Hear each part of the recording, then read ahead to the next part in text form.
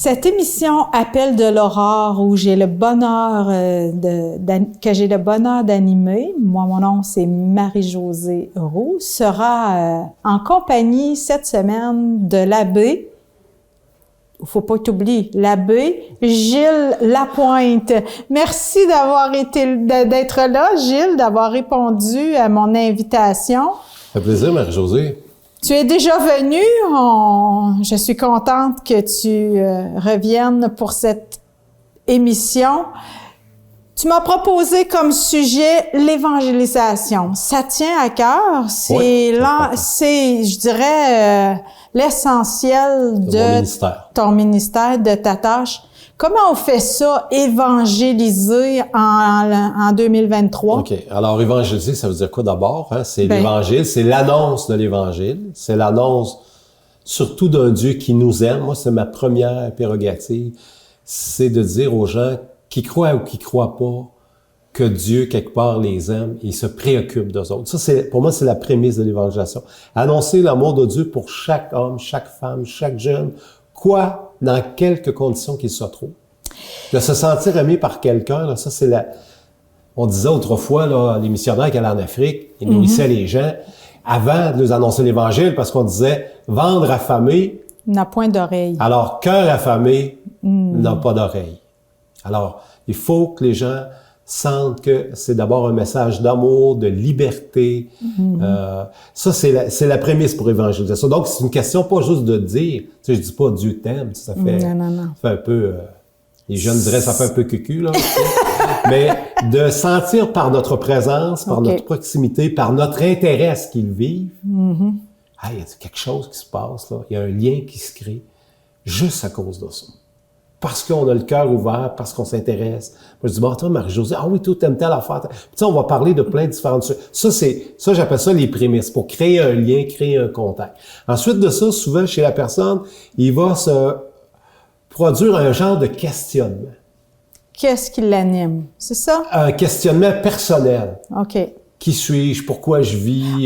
Par rapport à ce qu'ils font déjà. Je pense que quand je travaille avec des jeunes, j'en nommerai pas là parce qu'ils sont connus, mais la personne elle va dire il se passe quelque chose, notre rencontre, ça m'a interpellé. J'ai un jeune qu'on s'est connu sur le net par notre station Média Espérance, puis on a créé un lien, puis il travaille en même temps pour nous autres. Là. Puis tu sais, juste par ça, on a échangé, je me suis déplacé, j'étais allé faire une entrevue avec lui pour notre média, je me suis intéressé à ce qu'il faisait.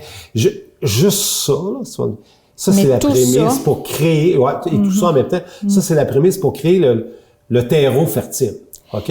Mais Gilles, avant d'annoncer l'Évangile puis d'être ce prêtre au cœur de feu, il y a une vie de prière sans aucun doute derrière tout ça. C'est quoi ta vie de prière? Ma vie de prière, je vais te dire, j'ai longtemps, ça fait drôle à dire, mais moi, je pensais que pour faire un saint, il fallait entrer chez les moines. Okay. Pour moi, le top de la vie spirituelle, là, c'était de prier autant que les moines prient, de l'ascèse, le jeu, tu sais, on connaît la vie monastique, comment ça se passe, tout ça. Puis moi, je me disais, puis à un moment donné, j'ai découvert que c'était pas ça. Ce qui était important, c'était d'être ce qu'on est, puis de prier avec ce qu'on est. C'est sûr que le prêtre, on a ça dans la constitution des prêtres, le prêtre se sanctifie dans son ministère, dans la célébration qu'il vit. Je suis pas monastique. Comment je voudrais aller dans un monastère, je pourrais pas m'empêcher de parler. Je serais pas capable, tu sais. Alors, j'ai pensé, il y a des communautés nouvelles, j'ai flirté de ce côté-là, j'ai pensé sérieusement.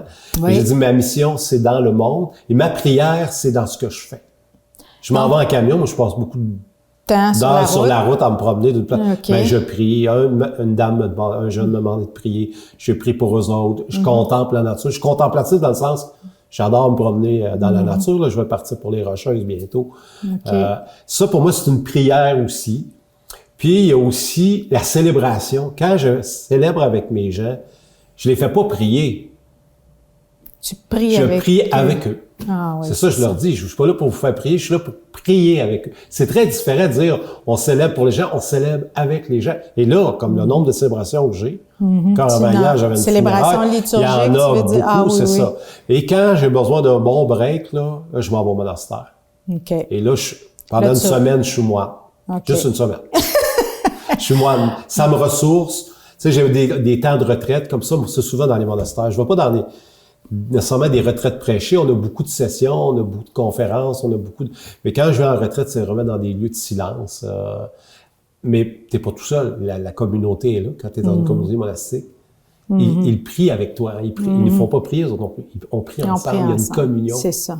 Alors, je suggère à tout le monde de faire un séjour à Rougemont ou à Saint-Benoît ou à Saint-Jean-de-Matha. Chez les Trappistes. Alors, tu es habité. Tu n'as pas nécessairement besoin de parler de qui tu es habité. Tu es, puis tu veux que ce qui t'habite aime. C'est ça. À travers les gestes, à travers la présence. Tu sais, Jésus, au début, on parle de ma façon d'évangéliser. Pour moi, c'est on regarde par exemple les disciples d'Emmaüs. On a tout un cours de théologie 101 pour comment on évangélise.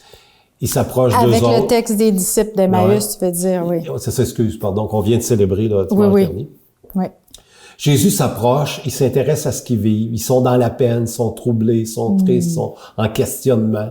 Puis là, ils vont lui dire, t'es bien le dernier à pas savoir ce qui se passe. Mais lui, il est pas arrivé avec ses gros sabots, dire, hey, je suis là ressuscité, patati patata. Il s'était intéressé à eux autres. Puis là, tranquillement. À leur tristesse. À leur tristesse, parce que vous avez oublié l'espérance.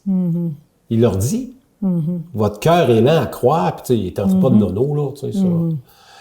Mais il dit, tu sais, le Christ devait mourir, ressusciter, donner sa vie. Là, puis pendant qu'il leur parle, le cœur se réchauffe, la parole de Dieu entre, et à un moment donné, il fait semblant de s'en aller pour les laisser cheminer, parce qu'à un moment donné, il faut laisser cheminer les gens. On ne tire pas sur la plante pour qu'elle pousse, il faut laisser autant, puis c'est ça. S'ils ont besoin, ils vont venir. Alors Jésus, là, il l'invite, il vient, il s'installe à une petite table, il rompt le pain, là, ils le reconnaissent, puis il disparaît devant leurs yeux.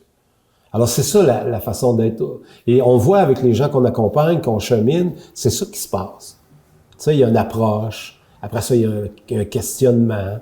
Puis des fois, surtout s'ils vivent de la désespérance, on va dire, ben, hey, toi, dans ta vie, qu'est-ce que tu fais de bon? Hey, tu fais ça de beau? Ce que tu fais, c'est extraordinaire. Autrement dit, tu reconnais l'œuvre de Dieu déjà là, c'est ça, chez la personne. On a l'impression souvent qu'on apporte Dieu dans l'évangélisation ou qu'on apporte, mais souvent, c'est simplement de reconnaître qu'il est déjà là. Faire réaliser à la personne. J'ai un jeune que je connais, il y a déjà Dieu en lui. Je vous donne un exemple. À un moment donné, un père de famille, pour des X raisons, choisit de ne pas faire baptiser ses enfants. Okay? Puis c'est correct. Moi, j'en baptise à 12, à 13, à 14.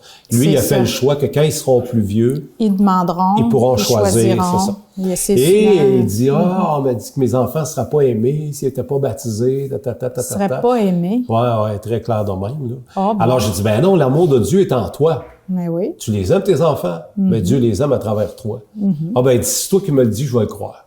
Mais là, il y avait comme, il y avait ce petit doute qu'il n'était pas baptisé. Alors, le baptême, c'est un rite d'initiation dans une communauté. Il y a des pays où, encore aujourd'hui, où il y a des gens qui n'ont jamais été évangélisés. Est-ce que Dieu aime ces gens-là? Bien sûr. Bien ça. Puis il aime comme Dieu aussi. C'est ça. Puis l'amour, c'est inscrit dans notre ADN. Tu sais, je dis souvent, l'amour de Dieu, c'est en nous. On peut le geler, on peut l'oublier, on peut l'abrier, on peut l'enfouir dans la consommation, dans toutes sortes d'affaires. Mais c'est dans ta chair. Il est là. Tu veux que tu veux pas, il est là. Alors, dans la deuxième étape, quand les gens ont manifesté un intérêt, un désir de cheminer, là, on propose des expériences. Je regarde avec mes jeunes, les parents cheminent aussi, on a un groupe de catéchèses le dimanche matin, avec une formule où on construit l'avion en vol selon les besoins des gens qui sont là, selon leurs désirs, avec un questionnement, avec des activités qu'on propose aussi. On n'arrive pas les mains vides. Mais eux aussi décident de faire des choses. Entre autres, je les salue, ils s'appellent les Zéniths. Et les parents les accompagnent. On a 8 jeunes actuellement, 2 familles de 4 enfants. Une famille de 4, une fille de 6, puis il y en a un autre qui va joindre.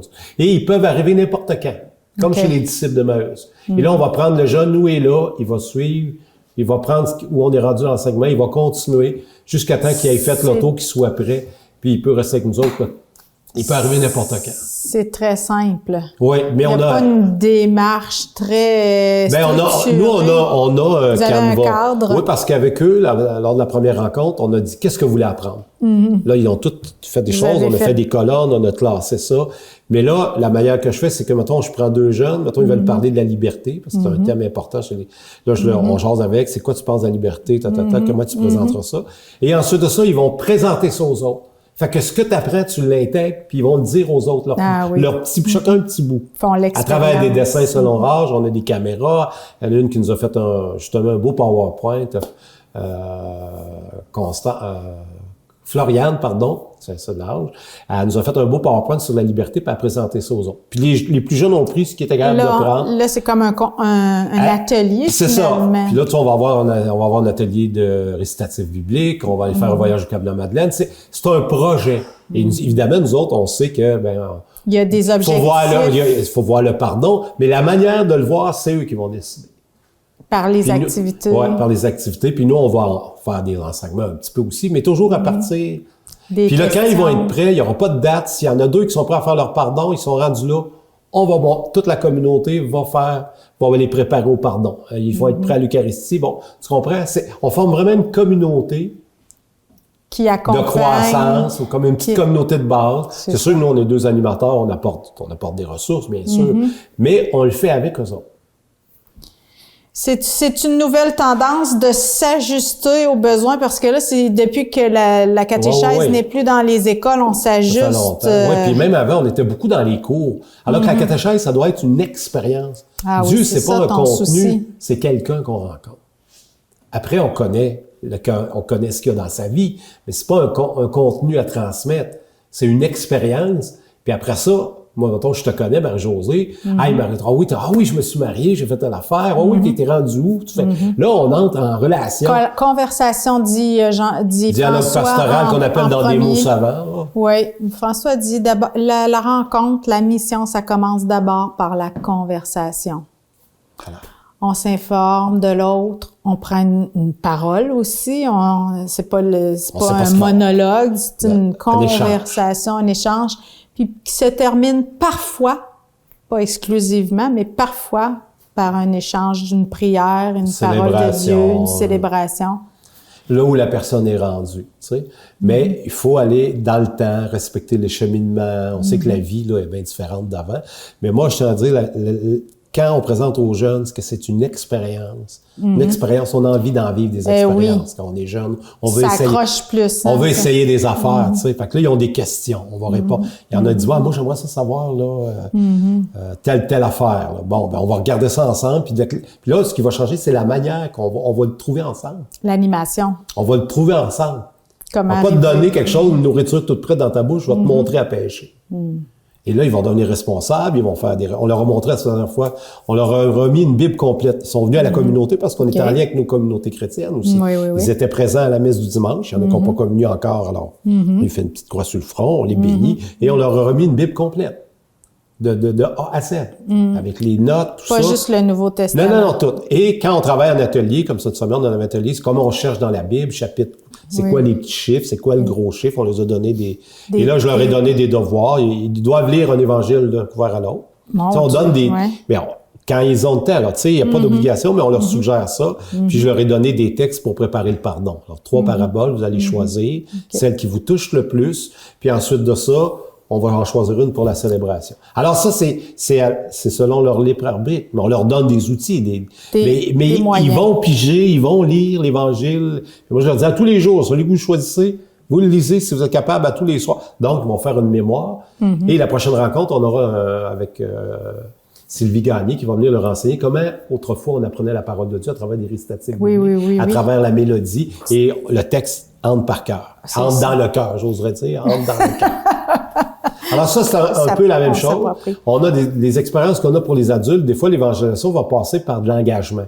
Nous, on a un café, il y a des bénévoles qui viennent. C'est ça que tu dis. Des gens qui ne fréquentaient plus l'église, puis là, qui sont presque toujours rendus là, tu sais.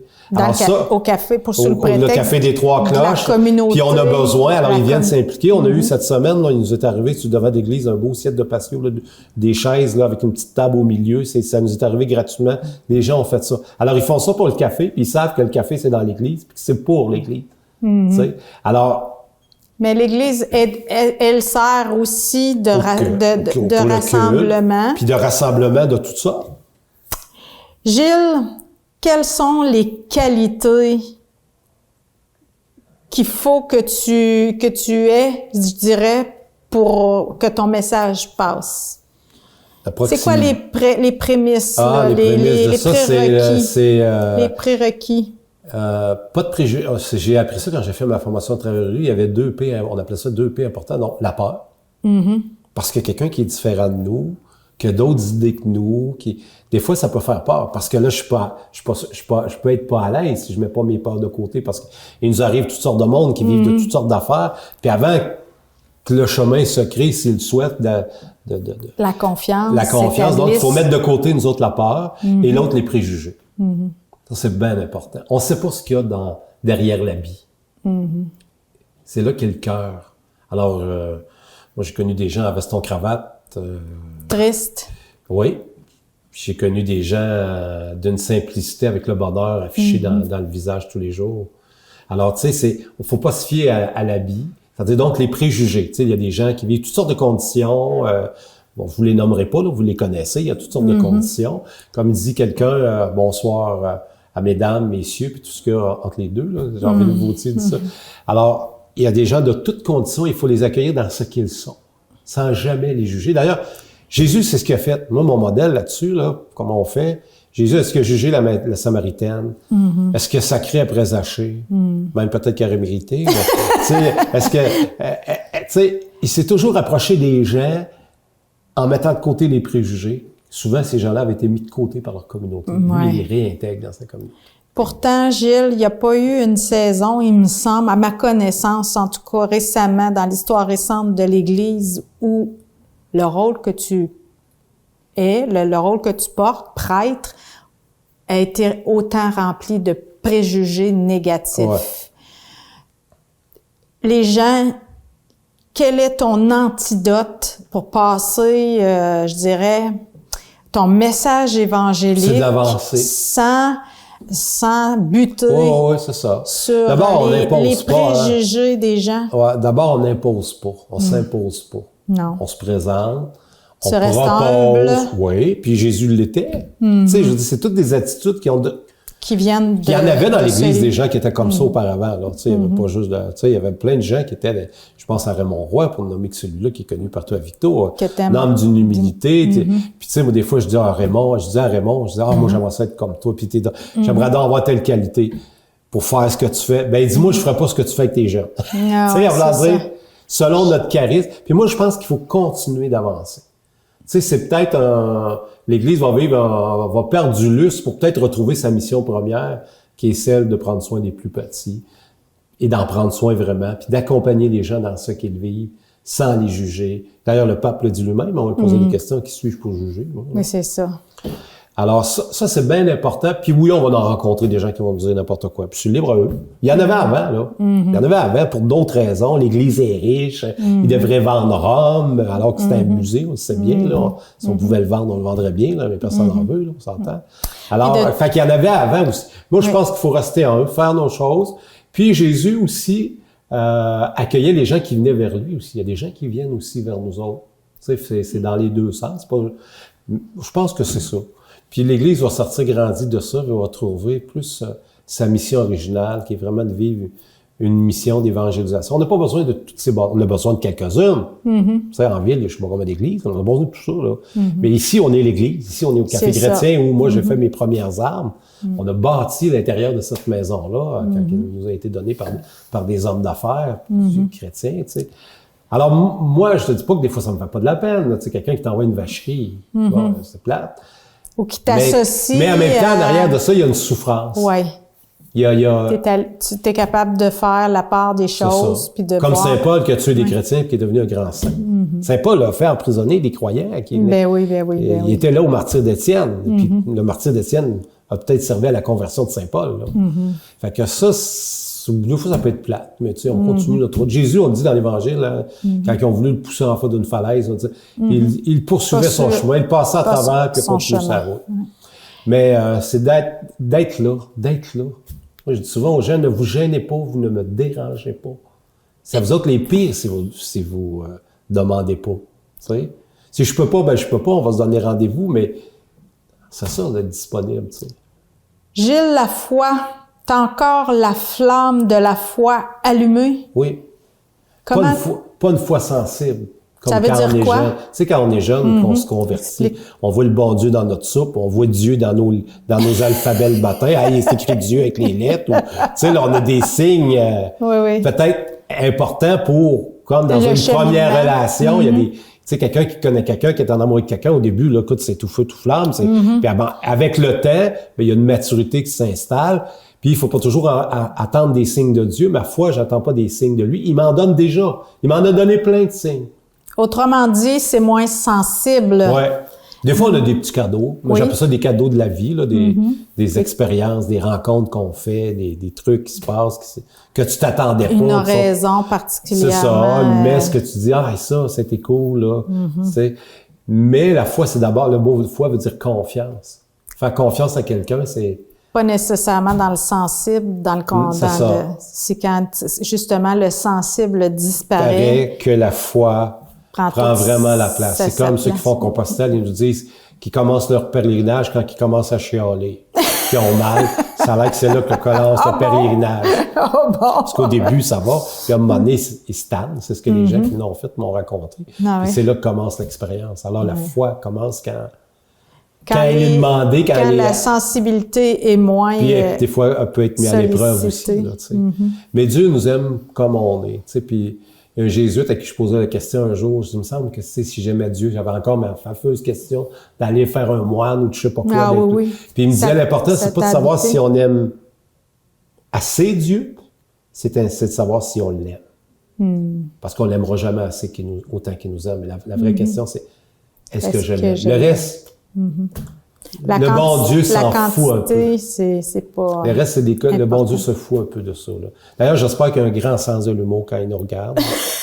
Sans doute, on a connu quelqu'un qui était sûr que Dieu riait. Oui. C'est ça. Fait que la foi, justement, la joie dans tout ça, Gilles, tu as de la joie à annoncer l'Évangile. Ouais. Le pape François nous invite à la joie de l'Évangile. Puis la joie, c'est quand on fait quelque chose, tu sais, puis il y a juste nous qui le ressent, tu te dis, hey, là, on était ça à la coche. Tu sais, d'être capable de le voir. Tu sais, le temps pascal dans lequel on est actuellement, c'est un temps pour nous, pour habileter à voir les signes de Dieu. C'est les signes de Dieu qui nous apportent de la joie. Et la joie, on la vit plus, c'est quand on est avec d'autres. Quand on est ensemble, quand on est dans un projet. Déjà, il y a de la joie. Comme ce matin, je suis du côté du désert en entendant l'émission. Il y a plein de monde, il y a plein d'échanges, il y a plein de joie. Yvan qui est revenu. Alors, saisir des petites joies, puis la joie, c'est relié au bonheur. Et la joie, c'est différent du fun. Tu sais, là, hier, je me suis acheté un petit écouteur Tommy, là, c'était bien le fun, là, puis, pas mettre ça dans les oreilles, il n'y a pas de fil, c'est bien trippant. Mais ça, c'est passager. C'est une satisfaction. On a besoin, tu sais, mais la joie, c'est quelque chose qui est inscrit profondément dans ton cœur et que personne ne peut t'enlever. Tu sais, la joie, c'est ce qui reste quand on a ramassé les cadeaux de Noël, les restants de réveillon, les restants de bouffe, puis qu'on retourne chez soi, disons, on a vécu une belle expérience. Ça, c'est inscrit dans notre cœur. On a vécu un beau moment. Ça, c'est il faut le saisir, puis il faut le nommer. Est-ce que tu as la joie parfaite que Jésus nous souhaite? Non, pas encore. Pourtant, c'est un appel. La joie parfaite, là, le mot parfait est lourd de conséquences. C'est dangereux, hein? Mais on tend vers ça. Tu sais, on tend vers ça. Oui. Mais il y a des journées, il pleut. Bon, ben on dit, il pleut. Moi, des fois, la température influence. Mon père, souvent, il pleut. S'il pleut, on va ramer. C'est bon, etc. On va leur dire, s'adapter à chacune des journées. Mais pour garder cette joie et tendre vers ça parfaite, ça prend un grand équilibre. Et c'est là, c'est le défi de chaque être humain, là. Et quand on se sent moins joyeux, c'est qu'on est en déséquilibre. Alors, il faut se rajuster. Peut-être qu'on est fatigué, peut-être qu'on s'est couché trop tard, peut-être qu'on a trop fait d'Internet, peut-être qu'on a trop travaillé sur l'ordinateur, peut-être qu'on n'a pas vu assez de monde. Parce que quand on voit les autres, on est vitalisé, j'ai dit à la messe ici le mardi, là, puis des fois j'ai eu une grosse journée, tu sais, puis là je dis j'ai la messe, c'est ça, puis là je dis ça pourrait. Et quand j'arrive, puis que je la vis, puis je la célèbre, ben, je repars avec quelque chose. Mais si c'était resté chez nous, il ne serait pas passé ça, tu sais. Alors ça mais c'est pas quelque chose de si évident que ça. Cultiver la joie, mais être joyeux, ça veut pas dire avoir le sourire, là, comme Jean-Marc Parent fait, là, jusqu'au soleil tout le temps. C'est quelque chose d'intérieur, là, être capable de contempler, de voir ce qu'il y a de beau dans notre journée, de faire une révision de vie, puis de dire, ça, là, tabarouette. C'était beau. Qu'est-ce qui te ressource? Qu'est-ce qui ranime ta joie? Tu en as parlé, la célébration. Oui? La musique. Oui. La musique. J'écoute beaucoup, beaucoup de musique. Puis là, il y a des nouveaux groupes religieux, là, comme Glorious, qui ont des chants de louange. Là. Je redécouvre la louange de mes premières années au Renouveau charismatique, au Café chrétien, où il y avait beaucoup de ça, la louange à Dieu, puis la joie, puis les alléluia. Et dans ce groupe-là, il y a beaucoup ça. Je vous le suggère à la maison, Glorious. C'est un groupe de jeunes qui font de la musique. Puis si vous ne le trouvez pas, vous allez sur Média Espérance. Vous allez en avoir des extraits. Il y a de magnifiques pièces.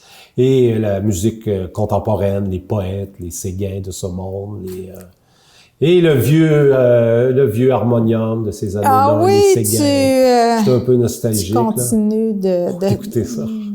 D'aimer la musique. Gilles, merci.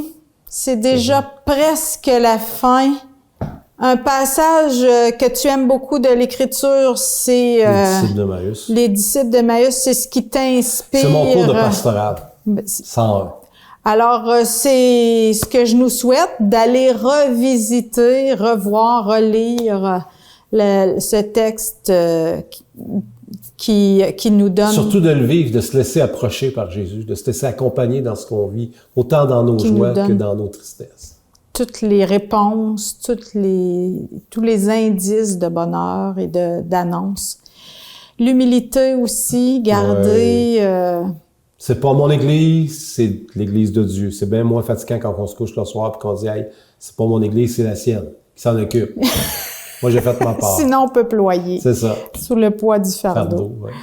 Merci, Gilles, de ce passage à l'émission. Merci pour ton message joyeux, humble. Pour cette invitation, j'imagine qu'on n'a pas besoin d'être prêtre pour annoncer l'Évangile. C'est la mission de tout baptiser. Je le dis, s'il y avait juste les prêtres, là, on n'y arrivera pas jamais. Et même si on avait un prêtre dans chaque paroisse, on n'y arriverait pas. C'est la mission de chaque baptisé. Alors, à votre mission, allons-y, évangélisons.